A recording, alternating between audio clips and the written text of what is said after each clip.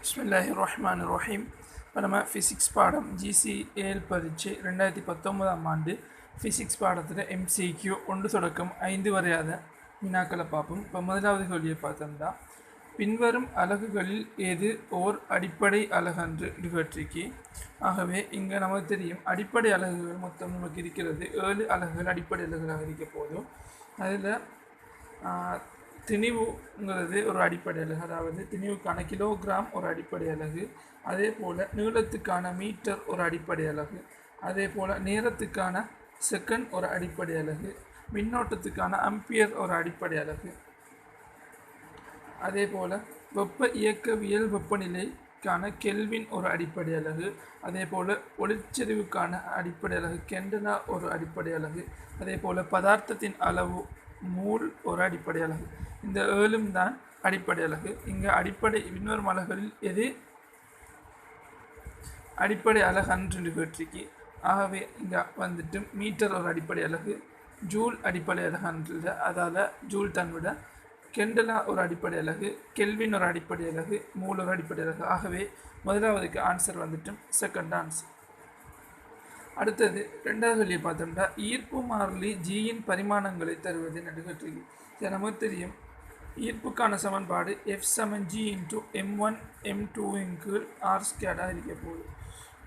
ஆகவே ஈர்ப்பு மாறிலிங்கிற ஜியை தங்கட்டிக்கு. ஆகவே நம்ம ஜி எழுவாய் மாட்டினா G = Fr² m1 m2 வரப்போகுது.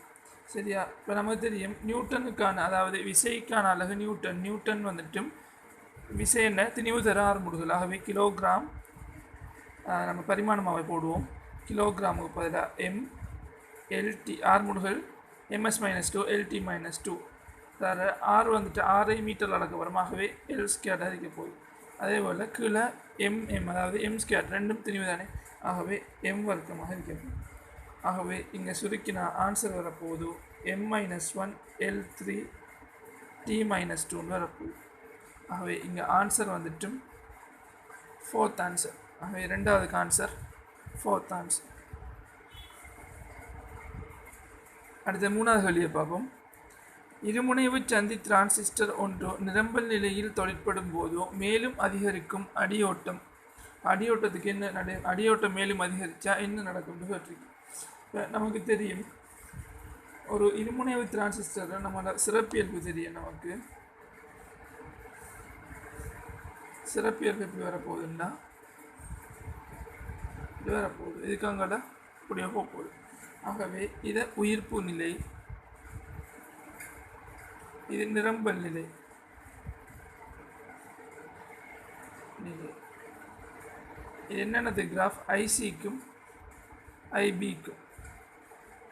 சரியா? இப்போ அடியோட்டம் என்ன சொல்கிறது, மேலும் அதிகரிக்கும் அடியோட்டம். அதாவது அடியோட்டம் நிரம்பல் நிலைக்கு போகிறோம். அடியோட்டம் என்னதான் அதிகரித்தாலும் நிரம்பல் நிலை, அதாவது சேகரிப்பான ஓட்டம் நிரம்பல் நிலையில் மாறாமல் தான் நிற்க போகுது. அடியோட்டம் எவ்வளோ அதிகரித்தாலும் சேகரிப்பான ஓட்டம் மாறாமல் நிற்க போகுது. ஆகவே இங்கே ஆன்சர் வந்துட்டு டிரான்சிஸ்டரை மூடுங்கிறதுக்குள்ள டிரான்சிஸ்டரை திறக்கும், அதாவது ஒன்றாக மாட்டா ஆஃப் ஆக மாட்டா.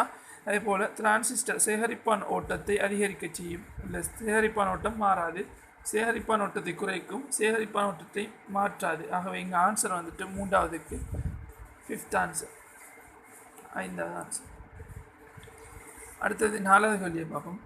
துணிக்கை பௌதிகவியலில் காணப்படும் சான்றுகளின்படி சடப்பொருள் 6 குவாக்குகளினால் ஆக்கப்பட்டது, 6 லெப்டான்களினால் ஆக்கப்பட்டது, 4 குவாக்கள் 4 லெப்டான்கள், 6 குவாக்கள் 4 லெப்டான்கள், 6 குவாக்கள் 6 லெப்டான்கள்.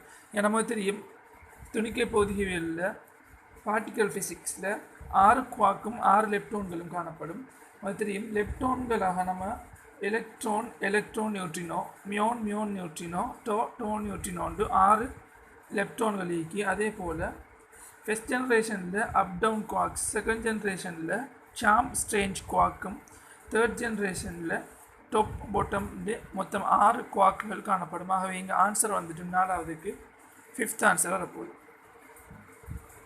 அடுத்து வந்துட்டு ஐந்தாவது கேள்வியை பார்ப்போம். ஒரு புள்ளித்திணிவு காரணமாக ஈர்ப்பு அழுத்தம் வியின் தூரம் ஆறுடனான மாறலை மிகச்சிறந்த விதத்தில் வகை குறிப்பது என்னென்னு கேட்டீங்க. இப்போ நமக்கு தெரியும் ஈர்ப்பு அழுத்தத்துக்கான சமன்பாடு நமக்கு தெரியும். ஈர்ப்பழுத்தத்துக்கான சமன்பாடு நமக்கு தெரியும். V சமன் மைனஸ் GM ஓவர் ஆறாக இருக்க போகுது. ஈர்ப்பழுத்தம் இப்போது மறை பெருமானம். ஆகவே கிராஃபிங் எப்படி வரப்போகுது? மறையில் வரப்போகுது. ஆகவே நேரில் இருக்கிற 3 கிராஃபும் பிழை. ஆகவே முதலாவது ஆன்சர், தேர்ட் ஆன்சர், ஃபிஃப்த் ஆன்சரும் நம்ம இலகுவாக நீக்கிடலாம். சரியா? இங்கே செகண்டா ஃபோர்த் ஆண்டு தான் நமக்கு டவுட். இப்போ நமக்கு தெரியும் இங்கே வந்துட்டு GM மாற மாட்டோம். ஆகவே V நேர்வீத சமன் 1/6 இருக்க போகுது. ஆகவே நேர்மாறு வீத சமன் தொடர்பு மறைப்பெருமானத்தில் வர ஒரே கிராஃப் வந்துட்டு செங்கோண அதிபரவளை கிராஃப் தான். ஆனால் மைனஸ் திசையில் வரப்போகுது. ஆகவே ஆன்சர் வந்துட்டு என்ன இருக்க போகுது? செகண்ட் ஆன்சர் இருக்க போகுது. ஆன்சர் செகண்ட் ஆன்சர் இருக்க போகுது. சரியா? ஆன்சர் இங்கே 5வதுக்கு செகண்ட் ஆன்சர்.